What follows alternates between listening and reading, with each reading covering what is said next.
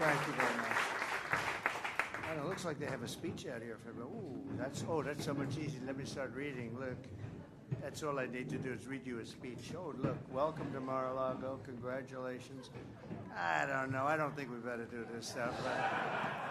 Not with this group. They give it for Biden, but it doesn't get past the first page.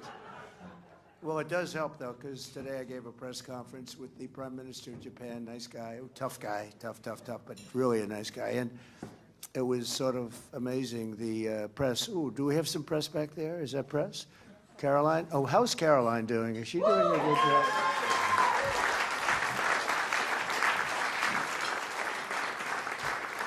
She is doing a great job. Good. Well, for the press, for the media, I just want to tell you that these are senators, and some of funders are outside. They didn't get in, actually, which is amazing what happens when you win. You forget them. Isn't it terrible? But now we have some great funders, and they were upstairs, and they're having a meeting of their own. Just they feel so good about this win that they actually got together and said, what are all you guys doing? They're just people that gave money to the campaign, and they're here just to have fun together. There's about 30 of them, and I said, come outside and see the people you got elected. And some of them are tremendously successful people. WeatherTech, a company privately owned that only makes this product here, doesn't want to go to other places to make the product. It's a great product. David, and so many other people. And I said, come down, and some of you have probably said hello to them, but I guess they're up eating by this time. But I just want to say that it's been amazing. It's been an amazing period of time. We've had some fantastic races. We have some people in this room who won races that were very difficult to win. Tim, and we have, where's my friend from? Where's Bernie? That was a tough race, I'll tell you. Bernie, they weren't giving you a big shot. I went up with Bernie, and I went up on a Friday night just before the primary, and I said, this is the worst weather I've ever seen. It was the windiest day I've ever seen. The teleprompters blew off the stage. I actually got, before I even started, and it was a wind, like a tropical wind in Ohio, and it was brutal, right? Remember that? And I said, well, we're all by ourselves up here with about 50,000 people. But I said, you're going to win that race. And he won the race, and he did great. He did a great job. And David was great. How about that? That was, I don't know, where is David? Where is David? David, with his great wife, who was with me for a long time. But, you know, that was a tough race. That was incredible. I thought, you know, maybe, I don't want to say it, but that might have been the toughest of all. You know, when you have a father that was there for 26 years and a son that's been there for 24 years or whatever it is, that's not easy, and you did it. And you did it under a lot of pressure, too. You were under a lot of pressure. He was actually in the field in Butler, Pennsylvania, when we had that terrible incident. And I saved his life because I said, David, come on up. No, you know what, David? Stay there for a little while. And then I said, let me... Hey, everyone. Welcome back to the channel. Today, we're diving into some exclusive footage from Donald Trump's recent dinner with Republican senators. If you're a political junkie or just want to know what's really going on behind closed doors, this video is for you. Trump had some pretty interesting things to say, and trust me, you won't want to miss this. Before we get started, hit that subscribe button if you haven't already. We've got all the latest news and insights on politics, and you don't want to miss any of it. All right, let's get into it. So Trump kicked off the dinner with his signature humor. Here's a taste of what he said. Thank you very much. Thank you, everybody. Thank you very much. And it looks like they have a speech out here for me. Oh, that's so much easier. Let me start reading it. Look, that's all I need to do, just read you a speech, but I don't think we're going to do that tonight, not with this group. You know, they give these speeches to Biden, but he doesn't even get past the first B. Well, maybe it does help, though. Classic Trump humor, right? He's poking fun at the whole political setup, but in a way that connects with his audience. This kind of lighthearted start really sets the tone for the evening casual, yet still hitting on some sharp political points. He didn't stop there. Trump shared a bit about his day and his interaction. I went up with Bernie, and I went up on a Friday night just before the primary, and I said, this is the worst weather I've ever seen. It was the windiest day I've ever seen. The teleprompters blew off the stage. I actually got, before I even started, and it was a wind, like a tropical wind in Ohio, And it was brutal, right? Remember that? And I said, well, we're all by ourselves up here with about 50,000 people. But I said, you're going to win that race. And he won the race, and he did great. He did a great job. And David was great. How about that? That was, I don't know, where is David? Where is David? David, with his great wife, who was with me for a long time. But, you know, that was a tough race. That was incredible. I thought, you know, maybe, I don't want to say it, but that might have been the toughest of all. You know, when you have a father that was there for 26 years, and a son that's been there for 24 years or whatever it is, that's not easy. And you did it, and you did it. Under a lot of pressure, too. You were under a lot of pressure. He was actually in the field in Butler, Pennsylvania, when we had that terrible incident. And I saved his life because I said, David, come on up. No, you know what, David? Stay there for a little while. And then I said, let me see the chart. And I looked over to the right. If he would have come up, he would have been maybe not here. So I saved your life by saying, don't come up. I said, come up later, David. We'll have you later. That wasn't that a good moment? He looks back, he says, that was a good moment. But I just want to thank everybody. You've been incredible. You've done incredibly. They've lost their minds. The Democrats have lost their minds, and they've lost their confidence. They have very little confidence. They are different people, and they look foolish. Today they tried to break into the Department of Education just because we want to go and check the books. And Maxine Waters is a lunatic, and you know they're all lunatics. Frankly, it's so sad to see. They should be happy. They shouldn't be sad. You know, it's a funny thing. I went to a golf course that I own, and I was very angry at bankers. This was prior to being president, prior to even thinking about running for president, and I was going crazy because I couldn't get onto the course. One, Palos Verdes in California, and beautiful right on the Pacific, every hole in the Pacific. And my ad is, I don't use it because you can't get on the course, but my ad is, if I ever have to use it, I have the ocean, Pebble Beach only has the bay. And I said, I'm dying to use that ad, but you don't need it. So I get there with this group of big bankers and very important people, and I'm so angry. I'm just like furious because I can't get on the course. And I'm screaming, I can never get on this course. It drives me crazy. And after about 20 minutes of that, my caddy comes over to me. It's a 70-year-old guy, really nice guy, very smart. Sir, may I speak to you? Yes. Yes. What do you want? He said, sir, other courses are all empty. You're packed. You have the best course in California. You're packed. It's always packed, sir. You can't get on the course. And he used an expression, you should be happy. You shouldn't be sad. And I felt like such a jerk because he was right. Because he was right. And anyway, but we are happy as a group because we had a tremendous run, and you know, we could have won a couple of more that I thought we were going to win. We won big in Michigan, and Michigan almost won. I don't know why he didn't win. He might be the one. We're talking to Michael and some of the others. He may be the one to run again, but I don't know. He seems to be. He did very well. I thought he won. I thought we won Wisconsin, actually. I thought we could have, meeting the senator, because I won Wisconsin by a lot. We won every race by a lot. We won every race by a lot, and I thought we carried some people. Tim did so incredibly well. And sort of everyone did well. I mean, they worked hard. We took in some great congressional people. We had a couple of issues that were tough issues, but they were good issues. They were great issues, actually. And I think they ceased to be much of a problem, but we did the right thing. You know what I'm talking about in particular, a certain issue. We did the right thing. But we've been together. It's been amazing unity. The only thing I was a little worried, I was asked to do the prayer breakfast, and they said, oh, it's 2 prayer breakfasts. I said, why is it 2? Because they're not getting along, and I'm talking about unity, so I had to do 2 prayer breakfasts. I said, wait a minute. Right? I did the political prayer breakfast with the senators and the congressmen. And then I said, so you mean I have to do it? They used to have it together. But I understand, they'll be in good shape for next year. They're going to do 1, right? And they said, well, you can do it by Skype. I said, I don't want to do it by Skype. So I did 1, and I ran to the other one, which was about 5 minutes away, and I did the other one. And I said, what's going on? Well, there's a lack of unity. I said, let's get unified. And everybody's agreed next year we'll do one prayer breakfast, not two, and put it together.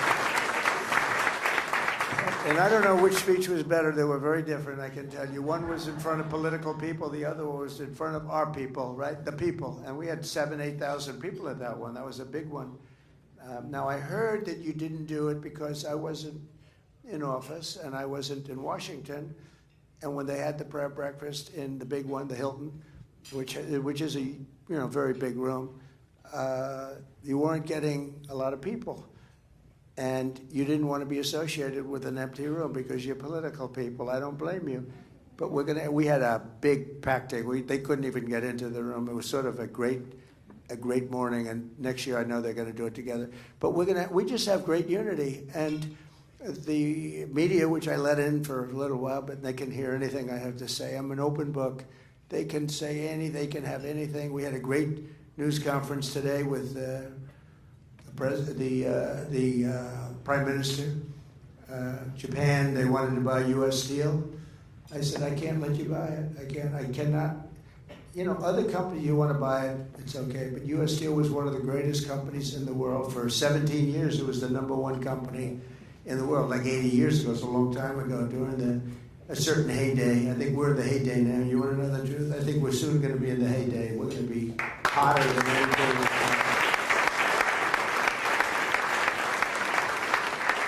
And I told them 2 weeks ago, they came in to see me, the people from U.S. Steel, with some Japanese representatives, and I said, I can't let you have U.S. Steel. You cannot buy it. We love Japan. We're not allowed. I'm just not going to let you buy it. It's U.S. Steel. This is one of the great companies of the world. And, and that was real stuff. That was steel. That was guys with nice big arms there taking that steel and that building. Today we have Google and Facebook, and that's fine too. But it's a little bit different. And they become dear, dear friends. I say that. It's amazing how they spent $500 million on lockboxes. And the last one, they're sitting on the stage with me. That was a who's who of the world sitting on the stage. It's very different. The first one, I didn't have a lot of support, but I had a lot of people's support. But, we did great.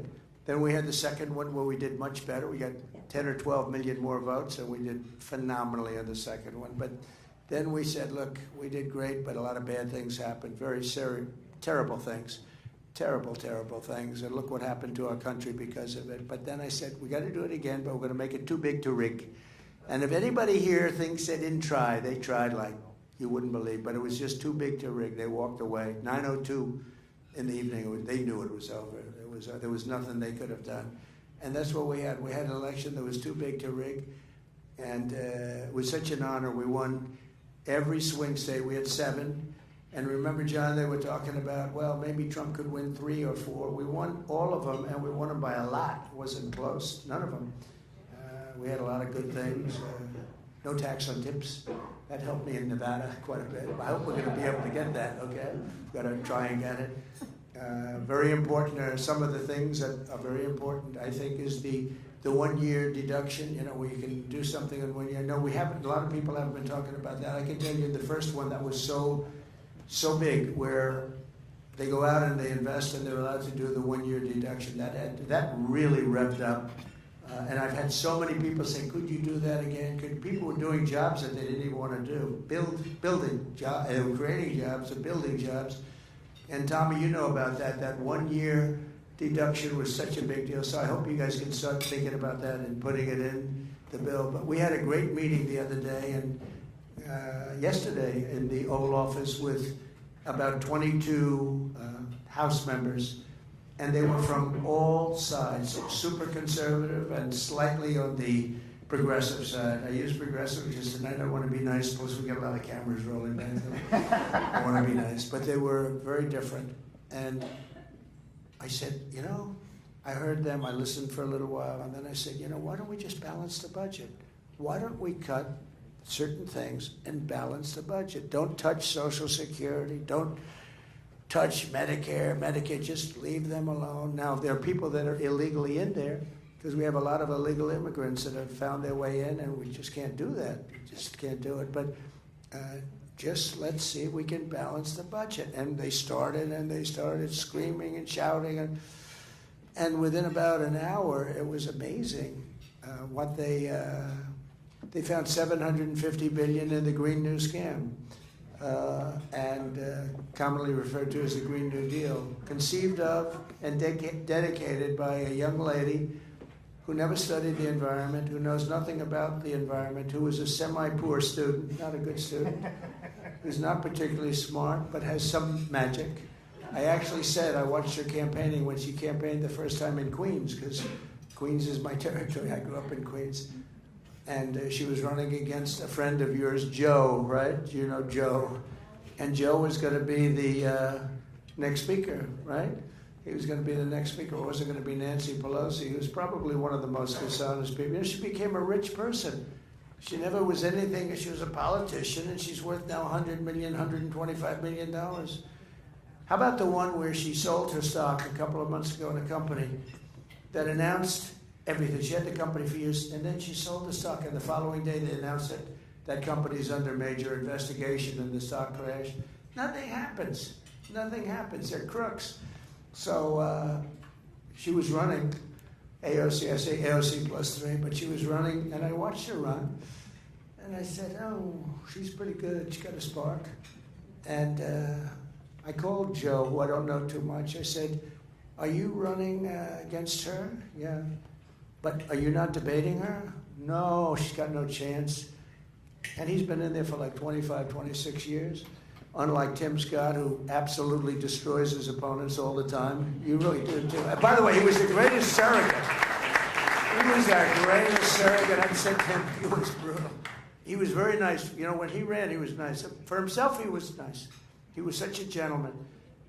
But unfortunately, that doesn't get elected all the time. And I said, how do you think Tim would be as a surrogate? And I watched him the first time, and he destroyed everybody. And then he went again, and he said to me, and I thought it was beautiful, actually, because it's like the opposite of me. He said, I've never been able to speak well about myself because I don't like bragging. And I said, isn't that nice? Isn't it nice that somebody's like that? And it's true. He was always a great campaigner, but it was a good campaign. But it wasn't a vicious, violent campaign, right? But for me, he was vicious and violent. You just destroy people. So I want to thank you. I just see you sitting with your new beautiful wife, and I just want to thank you. He's a great guy. Everybody in this room, as far as I'm concerned, look at Mark Wayne back there. Don't fight him. Just don't fight him. He almost got into a fight with a tough cookie. I know that tough cookie, right? Head of the Teamsters. He's a fantastic guy, Sean. And he almost got, but he could have been in trouble with this one, though. Sean's pretty tough, but he would have been in trouble. But I see everybody in this room, and I mean, there's nobody. And if I didn't like somebody, I would tell you. I like him. I really would. I really would. You know what I like about Chuck Grassley? He made Comey choke because he got this voice, and he wasn't meaning, but he said, "Did you lie?"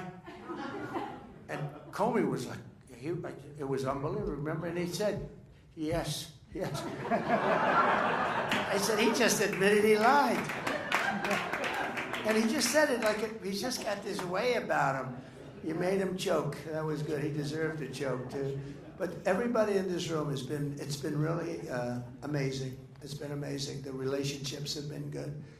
And we don't always agree on everything, but we get there. We get there. We had a couple of people that had to get a little bit, they had to study a little bit further to get some of our nominees. I think you're going to find our nominees are very good. I think it's very important. You know, when we talk Bobby Kennedy, I think he's up there having dinner tonight. It's very interesting, but he's a good person. And he's not a radical. He said, you know, I'm getting sort of this reputation of being anti-vaccine and everything else. He said, I'm not anti, and I understand through the campaign that his kids had vaccines and all. He said, you know, I grew up in a slightly political family. Would you say that was the Kennedy?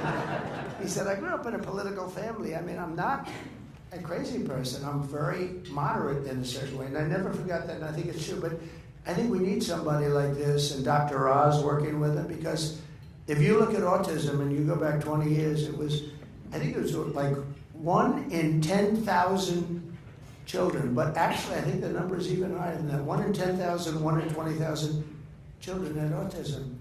And now it's 1 in 34. What's that all about? What's that all about? 1 in 34. And I think we really got to get to the bottom of it. I really believe we're going to figure the reason. And I don't know, maybe it's pesticides or maybe it's something, but we're going to figure the reason. We spend more money on food, on cleaning it, on spraying it, on doing all this stuff, and we're going to find out what it is. But I think we probably needed somebody that, that's a little bit outside of the box, and he's also very popular outside of the party. I mean, if you look overall, I mean, very, very popular, and people gave him great support. But I just appreciate the people that got there. And it showed great unity. And if you didn't get there, the press, these same people that have the cameras rolling, they'd be saying, Trump has lost total control of the party. Now I have somebody who's, I think, fantastic, Elon. And Elon was a recluse. He was a very reclusive person, but I know him. He's a brilliant guy. But he was reclusive, and I think we got him to be very unreclusive, right? I said, man, has he changed with the hat on? Did you see the hat yesterday? But he's a great guy, and he loves the country, and he's wanted to do this for a long time. If he could have done it himself, he would have done it himself. And, he went into this group of people, and you see what they've been spending money on. The horrible USAID, the horrible things that they're spending money on. It's got to be kickbacks. They send the money to the guy, he takes the money and he sends them back. Most of the money he keeps some for himself. In my opinion, I think that's because you can't send the money to these groups of people. It's a terrible thing, and I think it's like that in others too. And I said, go to the next one. I'd like you to look at Department of Education. And I think you're going to find it's very similar, different but similar. And go into the military, go into everything. I mean, I want you to go into everything. But I said to the congressman yesterday that, why don't we balance the budget?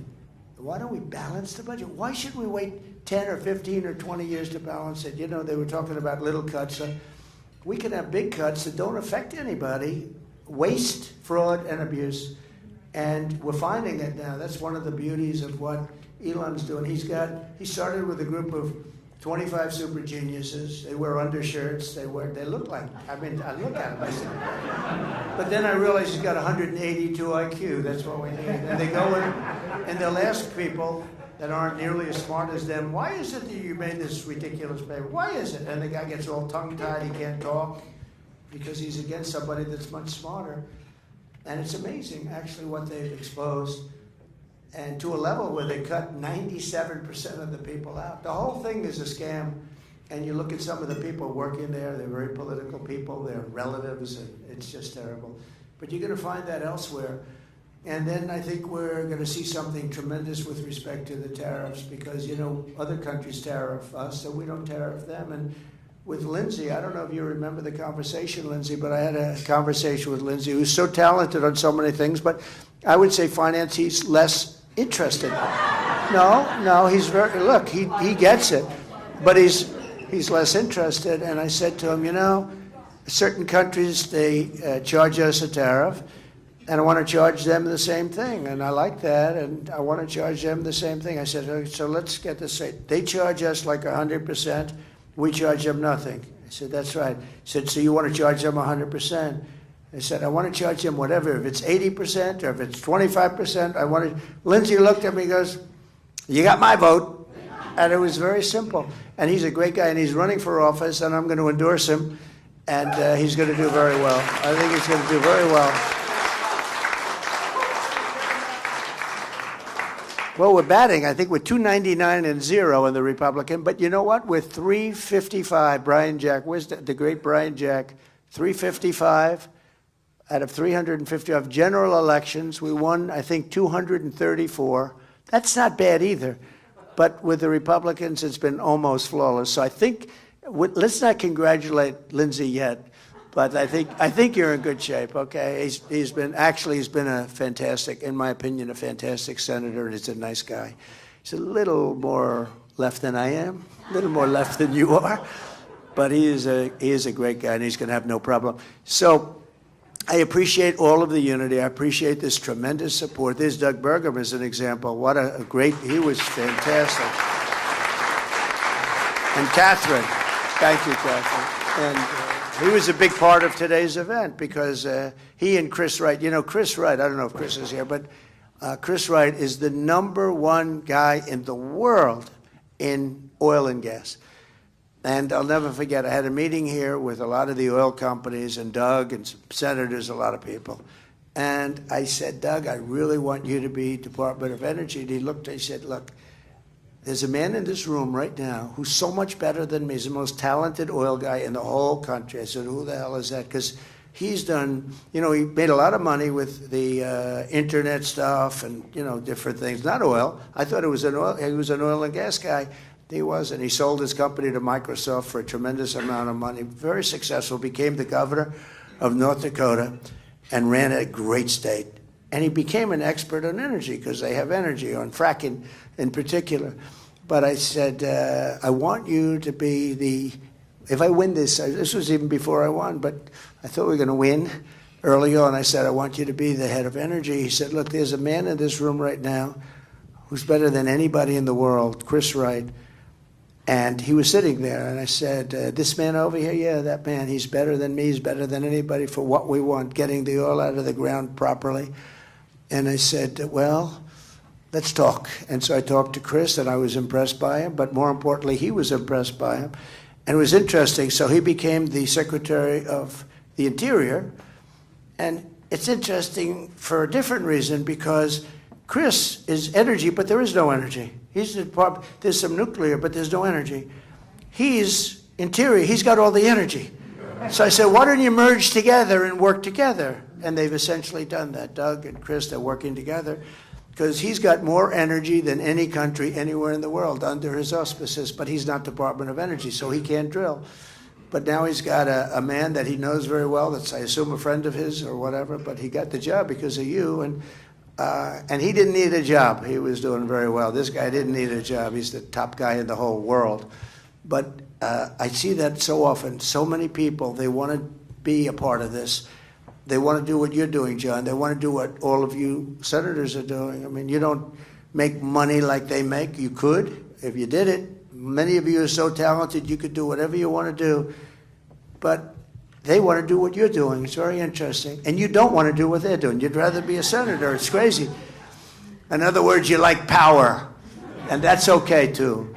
But, and that's what you have. You have a tremendous amount of power. But so Chris and Doug have gotten together, and essentially they're like, unbelievable, and what you're going to be doing is unbelievable. And we have a lot of confidence in you. And if we bring the energy prices down, everything's going to follow. That's what got it up. We had a great energy policy. We did great.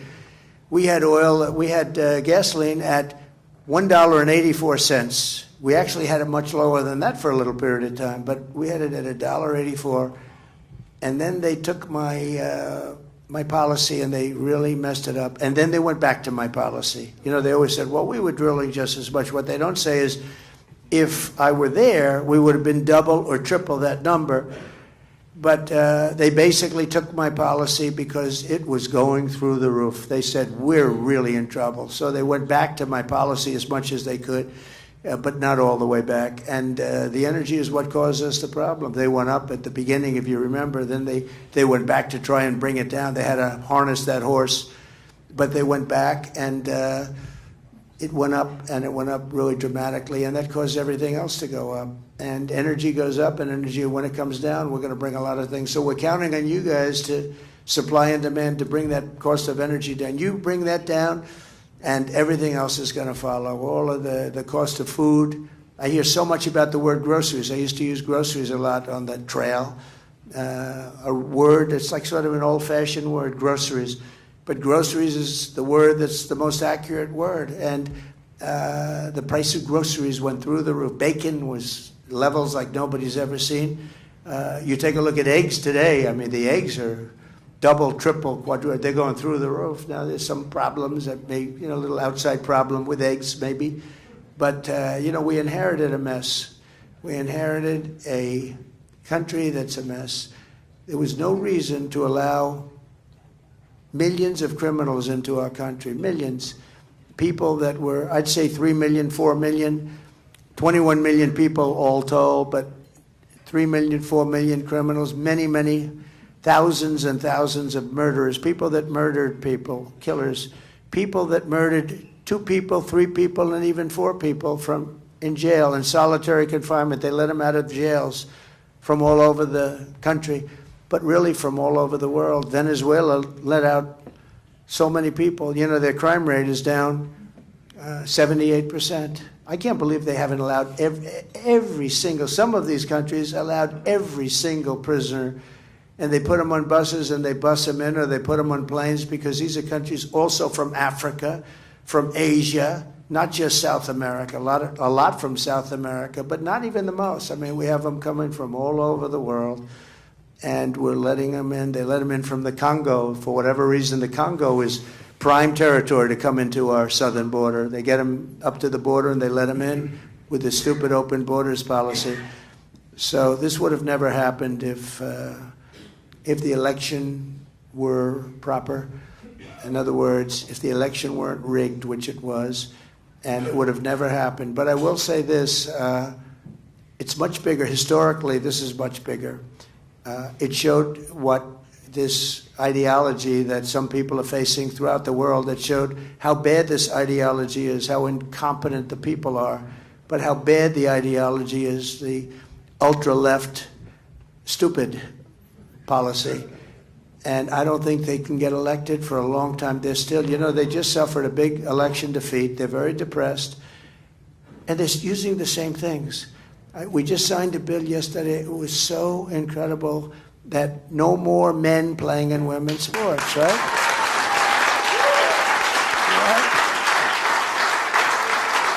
And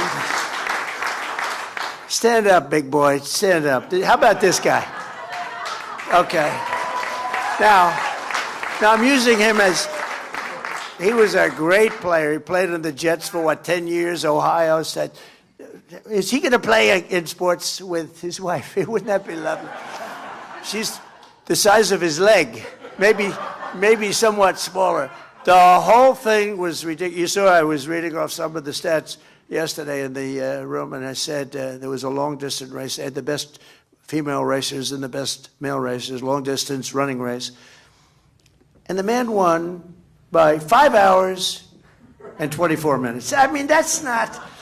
The greatest, though, are the weightlifting records, where they break the record, a record that stood for 18 years, and they'd go and they'd put a quarter of an ounce here, a quarter of an ounce, and they go, and they couldn't quite get it up, and this guy came in, and he was a poor man weightlifter, not a good one. He was at the lower realm of weightlifting. He goes up, boom, and he ends up like 127 pounds more. He was It was one of the worst. I don't know, maybe that's why he decided to transition, as the expression goes. I've gotten very good at that. I have to, because if I make a mistake, these guys are going to get me in big trouble. We're perfect. Susie will get very upset with me if I make a mistake. And by the way, Susie deserves a great round of applause.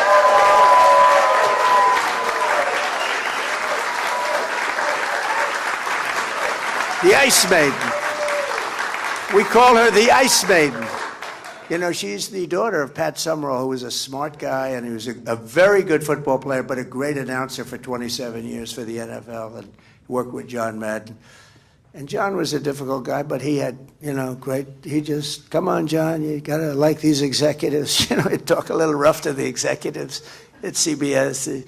They weren't in love with him, actually, but come on, John, you got to be nice to him. John paying you a lot of money. And he did this for 27 years. He was the only one that could deal with John Madden. He dealt with him very easily, right?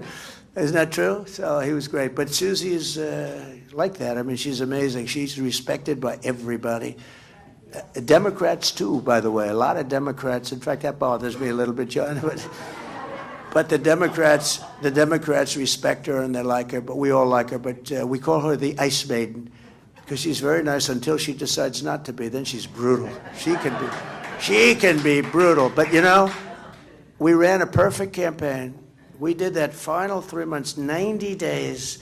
I didn't sleep. We did speeches every day. We did rallies. We did 3 or 4 rallies a day, and sometimes the last 3 days we did more rallies than anybody could believe. And they were packed to the...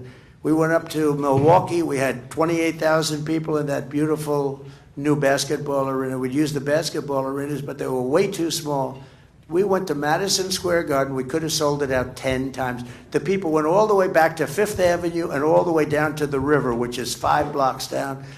And I don't mean a line. I mean just massive crowds. The owner of the garden, Jim, he told me he's never had it. He's never seen anything like that. With all the big sporting events and championships and everything else, they never had anything like it. So I just want to thank everybody. It's been an amazing run. We did a good job for you, and you did a good job for me. And we have some incredible, talented new people in the party. And we're going to work with you. We've raised a lot of money that we're going to be using on midterms. And we've raised a lot of money. I did something that I don't think anyone's ever done before. I said, listen, we just won. And see, the good thing about not having done this so long, John, is that I come up with ideas that nobody else has thought of. Usually when you win, you let your people rest, your donors rest. And you let them rest for 2 or 3 years, and then you're going to run again. If it's a congressional race, you let them rest for at least a year, year and a half. So we won, and everybody was euphoric. Everybody, they were so happy. And I called up Meredith. Where's Meredith? I said, Meredith, where are you, Meredith? She's incredible, thank you. And I called up Meredith. I said, Meredith, this is the morning after the win, so everyone is so, I said, call the donors and ask if they'd like to make a major contribution. Sir, the election, it's just like 8 hours old. I said, that's all right. And we raised over $500 million very quickly, right? $500 million. And the people were so happy. They were happy to do it. We could have waited 2 years, but, the press will beat us up for 2 years, and you don't know, maybe they wouldn't have been as happy, but I think they're going to be happy because because we become the party of common sense. And when you have common sense and when you are the party of common sense, we're going to do well for a long time. We're not going to do badly in midterm. A lot of people say, that you always will do badly in a midterm. I don't think there's any reason for that. These people were fighting. When I did the thing with the men playing in women's sports, I watched today Democrats fighting me on this. They don't learn, and I hope they don't learn, because, they're still with the open borders. We want open borders. Open borders are never going to sell. Men playing in women's sports, transgender for everybody, it's never going to sell. And they haven't changed, they haven't learned. And frankly, I hope they don't play this, because I hope they don't learn, because we have to beat them, and we're going to beat them.